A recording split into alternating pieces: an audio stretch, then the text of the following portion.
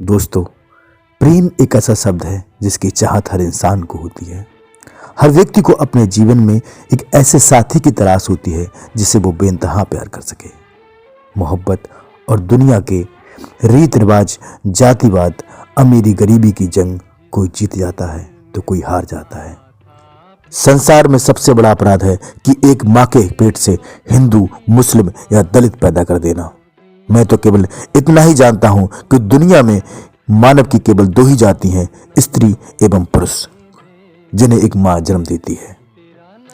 इसके अतिरिक्त यदि कुछ है जैसे हिंदू, मुस्लिम, ब्राह्मण, ये सब केवल हमारी बॉडी का इनर अरेंजमेंट है। जब लोग ये समझ जाएंगे तो एक दूसरे से धर्म जाति के नाम पर नफरत करना छोड़ देंगे। लेकिन दोस्तों, दुनिया की ऐशो इशरत की जिंदगी त्याग कर जो व्यक्ति अपने मन के मीत को पा लेता है तो उससे बड़ी दौलत और कुछ नहीं। मैं समझता हूं यदि जिसे आप चाहते हो यदि उसको पा सको तो आपने धरती पर एक स्वर्ग की प्राप्ति कर ली है। कुछ प्रेमी इस जातिवाद या अमीरी गरीबी के बंधन को तोड़ नहीं पाते हैं और उनके अंदर साहस नहीं होता है कि दुनिया की बनाई हुई दीवारों से बाहर निकल सके। नतीजा, एक दिन वो प्रेम उनके अंदर ही दम तोड़ देता है और जीवन भर वो पछताते रह जाते हैं। वो सोचते हैं कि काश उन्होंने थोड़ा साहस किया होता, काश उन्होंने कोशिश की होती तो जीवन में कुछ और ही होता। मैं ये नहीं कहता कि अपने माता पिता के विपरीत जाकर कोई फैसला करे, लेकिन कम से कम उन्हें प्रयास करना चाहिए। उन्हें कम से कम बताना चाहिए कि वो किसी को कितना प्रेम करते हैं। कौन जाने उनका ये साहस उनको जीवन साथी को हमेशा के लिए मिला दे। तुमने चाहा नहीं हालात बदल सकते थे, तेरे आंसू मेरी आंखों से निकल सकते थे। तुम तो ठहरे रहे झील के पानी की तरह, जो दरिया बन के निकलते तो दूर तक बह सकते थे। अरे हम तो मौजूद थे रातों में उजालों की तरह, तुमने ढूंढा ही नहीं ढूंढने वालों की तरह। अरे दिल तो क्या हम रूह में उतर जाते, तुमने चाहा ही नहीं चाहने वालों की तरह। दोस्तों, आज जिस प्रेम की दास्तां को हम सुनाने जा रहे हैं वो कोई नई नहीं, बहुत पुरानी है।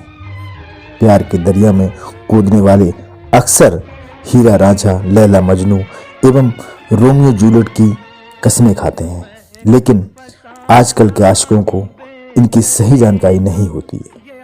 इसी बात को ध्यान में रखते हुए मैंने सोचा कि क्यों ना आज के आशिकों को पुराने जमाने के आशिकों की कहानी सुनाई जाए। ये कहानी विलियम शेक्सपियर द्वारा लिखी गई है, सच्ची कहानी है, जिसे उन्होंने सन 1991-1995 में लिखा था। नाम था रोमियो जूलियट। ये कहानी ब्रोना नामक राज्य की है, जिसके राजकुमार प्रिंस एस्कल थे। इसी राज्य में दो प्रसिद्ध खानदान रहते थे, एक थे कैपलेट और दूसरे मोटिंग।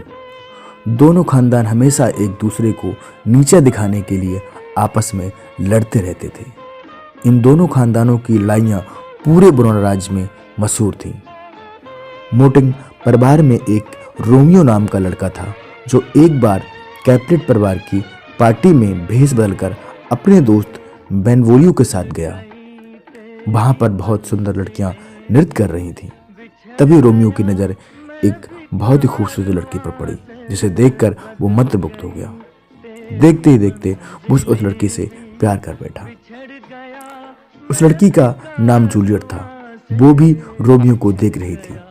रोमियो अपने दोस्त बेनवोलियो से उस लड़की की तारीफ कर ही रहा था कि उस लड़की के चचेरे भाई टाइबल्ट ने उसकी आवाज़ सुन ली और उसको पहचान गया कि वो मोटिंग परिवार का रोमियो है। टाइबल्ट बहुत गुस्सा हुआ और वो अपनी तलवार निकालने ही वाला था, परंतु पार्टी में उपस्थित सभी लोगों को देखकर रुक गया। कुछ समय बाद जब पार्टी खत्म हुई तो सब लोग जाने लगे, लेकिन रोमियो जूलियट के कमरे के पास छुपकर उसकी बातें सुनने लगा। जूलियट अपनी सहेलियों से रोमियो के बारे में बात कर रही थी। उसने ये बात कही कि मैं उसे पसंद कर ली, जिसे सुनकर रोमियो उसके सामने गया और बोला, मैं भी तुमसे प्यार करता हूँ। अचानक रोमियो को देखकर जूलियट घबरा गई और उससे जाने के लिए कहा। फिर भी रोमियो वहीं खड़ा रहा और जूलियट से कहता है कि मैं तुम्हारे लिए कोई भी खतरा उठाने को तैयार हूँ। अगर तुम्हें मेरा नाम, मेरा धर्म पसंद नहीं है तो मैं उसे भी बदल सकता हूँ। दोनों एक दूसरे का साथ निभाने का वादा करते हैं और शादी के लिए राजी हो जाते हैं। वहां से निकलकर रोमियो फ्रियर लॉरेंस से मिलने गया, जो कैपुलेट और मोटिंग दोनों परिवार के अच्छे मित्र हैं। रोमियो ने अपने दिल की सारी बातें उन्हें बताई और उससे बोला, मैं जूलियट से शादी करना चाहता हूँ, मैं उससे बहुत प्रेम करता हूँ, मैं उसके बिना नहीं रह सकता। ये सुनकर फ्रियर लॉरेंस ने सोचा कि अगर मैं इन दोनों की शादी करा देता हूँ तो दोनों परिवारों की दुश्मनी खत्म हो जाएगी। इसलिए उन्होंने दोनों की शादी करने का मन बना लिया और उन्हें आश्वासन दिया कि मैं तुम्हारी शादी अवश्य कराऊंगा। एक दिन जब रोमियो अपने दोस्त बेनवोलियो के साथ शहर में घूम रहा था, तभी उसकी मुलाकात टाइबल्ट से हुई। टाइबल्ट रोमियो का भाई था। टाइबल्ट उन दोनों को देखकर बहुत गुस्सा हुआ और उन्हें अपशब्द कहने लगा। धीरे धीरे बात इतनी बढ़ गई कि उनके बीच तलवारें निकल गईं। इस लड़ाई में टाइबल्ट की मृत्यु हो जाती है। वेरोना के राजकुमार प्रिंस एस्कल्स ने टाइबल्ट की हत्या के जुर्म में रोमियो को वेरोना राज्य से बाहर निकल जाने की सजा सुनाई। ये खबर सुनकर जूलियट को पहले तो बहुत गुस्सा आया कि रोमियो ने मेरे भाई को क्यों मार दिया। फिर उसने सोचा कि जरूर टाइबल्ट ने कोई गलती की होगी।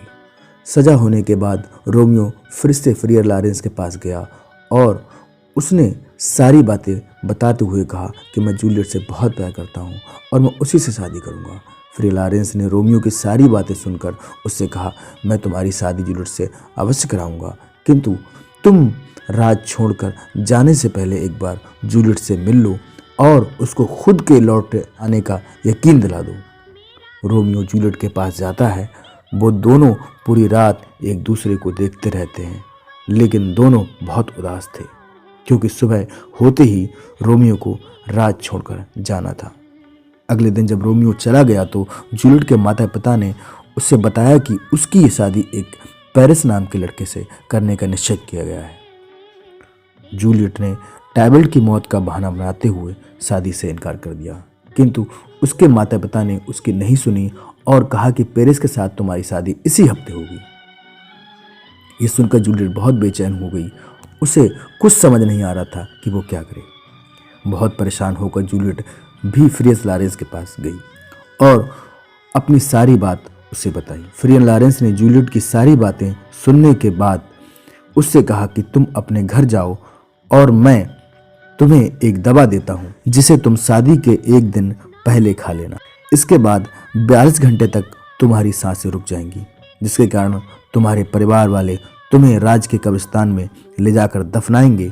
थोड़ी देर बाद मैं और रोमियो आकर तुम्हें निकाल लेंगे, फिर तुम दोनों शादी करके इस राज से दूर चले जाना। जूलियट दवा लेकर घर चली जाती है और पेरिस से शादी करने के लिए हाँ कह देती है।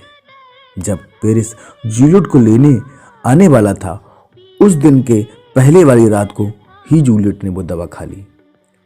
सुबह जब पेरिस आया तो उसने देखा कि जूलियट की मृत्यु हो चुकी है। उधर फ्रियर लॉरेंस ने रोमियो को लेने के लिए एक दूत भेजा था, लेकिन उसके पहुंचने से पहले ही जूलियट की मौत की खबर रोमियो तक पहुंच जाती है। रोमियो ये खबर सुनकर बहुत बेचैन हो जाता है और सोचता है कि अब मैं जीकर क्या करूंगा। वो कब्रिस्तान की तरफ दौड़ पड़ता है और रास्ते में से एक जहर की बोतल ले लेता है। कब्रिस्तान पहुंचकर वो ताबूत खोलने की कोशिश करता है, जिसे देखकर पेरिस उसे रोकता है, लेकिन वो नहीं मानता है। रोमियो ताबूत खोलकर जूलियट को जी भर कर देखता है, उसे प्यार करता है।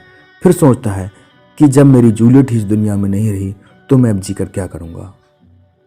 वो जहर निकाल कर पी लेता है, जिससे उसकी मृत्यु हो जाती है। थोड़ी देर बाद जब जूलियट को होश आता है तो वो देखती है कि उसका रोमियो मर चुका है। तभी वहाँ फ्रियर लॉरेंस भी आ जाता है। वो जूलियट को समझाने का बहुत प्रयास करता है, लेकिन जब जूलियट जहर की खाली बोतल देखती है तो वो समझ जाती है और रोमियो के होठों को चूमने लगती है ताकि उसके होठों पर लगा जहर उसके अंदर चला जाए और उसकी मृत्यु हो जाए। लेकिन उसके होठों पर बहुत कम जहर था, जिसके कारण उसको पीड़ा होने लगी, किंतु वो मृत्यु को प्राप्त नहीं हुई। तभी जूलियट ने अपने पास रखे हुए खंजर को निकालकर खुद को खत्म कर लिया और इन दोनों प्रियों की ये कथा समाप्त हो जाती है। इन दोनों की मौत के बाद खानदानों ने अपनी दुश्मनी खत्म कर दी। दोनों परिवार ने मिलकर रोमियो और जूलियट की एक बहुत बड़ी मूर्ति बनवाई। इसी वजह से आजकल के प्रेमी भी अपने सच्चे प्रेम का एहसास दिलाने के लिए रोमियो और जूलियट की कस्में